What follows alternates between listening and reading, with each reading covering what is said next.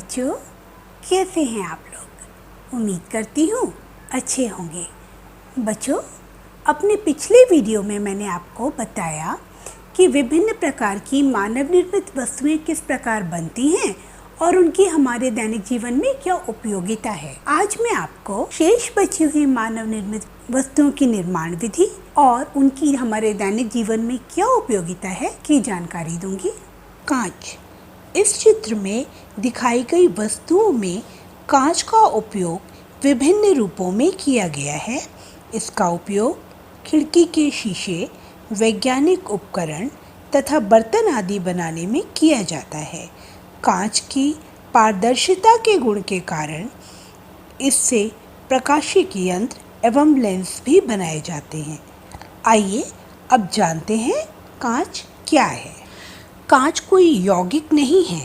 कांच धातुओं के सिलिकेटों का विलयन या मिश्रण होता है। साधारण कांच सिलिका, सोडियम सिलिकेट और कैल्शियम सिलिकेट का मिश्रण होता है। कांच का निश्चित गलनांक नहीं होता है। कांच की क्रिस्टलीय संरचना नहीं होती है।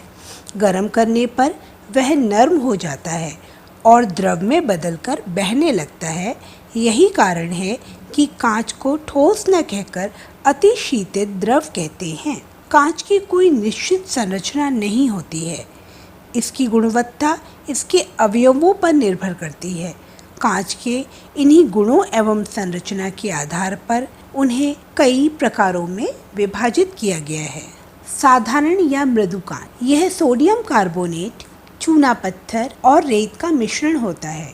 इसका उपयोग बोतल, परखनली, खिड़की के शीशे आदि बनाने में किया जाता है। कठोर कांच, यह पोटेशियम कार्बोनेट, चूना पत्थर और रेत का मिश्रण होता है।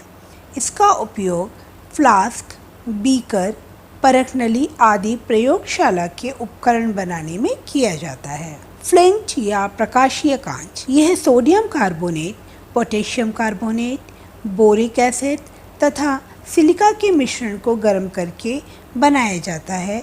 इससे प्रिज्म तथा प्रकाशिक यंत्र के लेंस बनाए जाते हैं। दृष्टि दोषों को दूर करने के लिए चश्मों के लेंस में भी फ्लिंट कांच का ही उपयोग होता है। आइए कुछ और भी जरूरी तथ्य जानें। धूप के चश्मे आँखों को सूर्य की गर्मी से बचाने के लिए लगाए जाते हैं। इन चश्मों के कांच में थोड़ा सा सीरियम ऑक्साइड मिला होता है, जिससे वह स्थायी रूप से रंगीन हो जाती हैं। धूप में ये चश्मे आँखों को राहत देते हैं, जबकि धूप से छाया पर आने पर साफ न दिखाई देने के कारण ये अनुपयोगी हो जाते हैं। आजकल फोटोक्रोमिक कांच के लेंसों का उपयोग किया जाने लगा है। इस कांच में सिल्वर आयोडाइड मिला होता है। धूप में सिल्वर आयोडाइड विघटित होकर सिल्वर यानी चांदी व आयोडाइड बनाता है।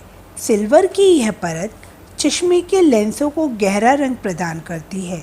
छाया में सिल्वर तथा आयोडाइड पुनः संयोग करके सिल्वर आयोडाइड बना लेते हैं, जिससे लेंस पहले की तरह हल्के रंग के हो जाते हैं। स्थायी रूप से रंगीन कांच बनाने के लिए कच्चे माल को भट्टी में गर्म करने से पहले उसमें धात्विक ऑक्साइड मिलाते हैं, जैसे कोबाल्ट ऑक्साइड से नीले रंग, फेरिक ऑक्साइड से हल्के नीले रंग, क्रोमियम ऑक्साइड से हल्के हरे रंग के, सीरियम ऑक्साइड तथा क्यूप्रस ऑक्साइड से पीले रंग का कांच बनाया जाता है। इसी आधार पर आप अनुमान लगा सकते हैं कि रंग बिरंगी चूड़ियाँ किस किस तरह से बनाई जाती हैं। मृत्तिका। कुम्हार एक विशेष प्रकार की मिट्टी का उपयोग करते हैं, जिसे चिकनी मिट्टी या क्ले कहते हैं। गूंथी हुई चिकनी मिट्टी से चाक द्वारा पहले कच्चे बर्तन बनाए जाते हैं, फिर उन्हें उच्च ताप पर भट्टी में पकाया जाता है। पके हुए इन बर्तनों को ही मृत्तिका कहते हैं। चीनी मिट्टी भी एक प्रकार की सफ़ेद मृत्तिका है। इससे चीनी मिट्टी के कप, प्लेट, केतली, गाड़ियों के स्पार्क प्लग के होल्डर तथा बिजली के फ्यूज होल्डर बनाए जाते हैं। आग्नेय चट्टानों में फेल्डस्पार खनिज के शरण से एक विशेष प्रकार की मिट्टी प्राप्त की जाती है। इस मिट्टी को बारीक छन्नी से छानकर जल के साथ आटे की तरह गूंथा जाता है और इसे कुछ दिनों के लिए रख दिया जाता है, जिसके फलस्वरूप यह पिघले हुए प्लास्टिक की जैसे लचीली बन जाती है। अब इसे मनचाहे सांचों में ढालकर खिलौने, मूर्तियाँ, बर्तन तथा टाइल्स आदि बनाई जाती हैं। इन्हें आकर्षक एवं सुंदर बनाने के लिए बनाते समय मिट्टी में रंगीन धात्विक यौगिक मिला दिया जाता है।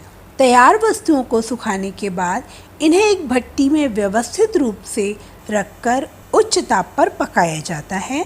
इस प्रकार प्राप्त वस्तुएं सरंध्र यानी पोरस होती हैं। इन पर अन्य रसायनों जैसे लेड ऑक्साइड तथा टिन ऑक्साइड का लेप चढ़ाकर और अधिक गर्म किया जाता है। इससे ऊपर का लेप पिघलकर चमकीली परत के रूप में छिद्रों को ढककर इन्हें जल रोधक वाटरप्रूफ बना देता है। आइए साबुन क्या है इसके बारे में जानकारी हासिल करते हैं। कुछ साबुन औषधि के रूप में भी प्रयोग किए जाते हैं। जैसे त्वचा के रोगी अधिकांशतः जिन साबुनों का उपयोग करते हैं उनमें कुछ मात्रा में कार्बोलिक अम्ल, गंधक, नीम का तेल आदि मिले होते हैं।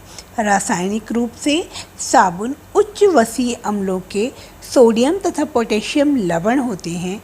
इन्हें प्रायः सोडियम अथवा पोटेशियम हाइड्रोक्साइड तथा वनस्पति तेल की पारस्परिक क्रिया द्वारा बनाया जाता है। अपमार्जक क्या है? जब आप बाजार से कपड़े धोने का साबुन खरीदते हैं तब दुकानदार आपको जो साबुन की टिकिया देता है उस पर सामान्यतः साबुन अंकित नहीं होता। साबुन के बजाय डिटर्जेंट टिकिया लिखा होता है। यह डिटर्जेंट ही अपमार्जक है, जो कठोर जल के साथ भी झाग देने वाला रासायनिक पदार्थ होता है। यह कपड़े धोने में काफ़ी मददगार होता है, परंतु रासायनिक दृष्टि से साबुन से अलग होता है। अपमार्जक साबुन की अपेक्षा कठोर जल में अधिक झाग देते हैं और इससे कपड़े अधिक साफ धुलते हैं। तो बच्चों, आज मैंने आपको बताया कि कांच क्या है और कांच किस प्रकार से हमारे लिए उपयोगी है। साथ ही साथ मैंने आपको मृतिका यानी मिट्टी से बने हुए चीज़ों के बारे में जानकारी दी। साबुन और अपमार्जक क्या हैं इनके बारे में भी आपको बताया। उम्मीद है ये सारी जानकारी आपको अच्छी लगी होगी। Thank you.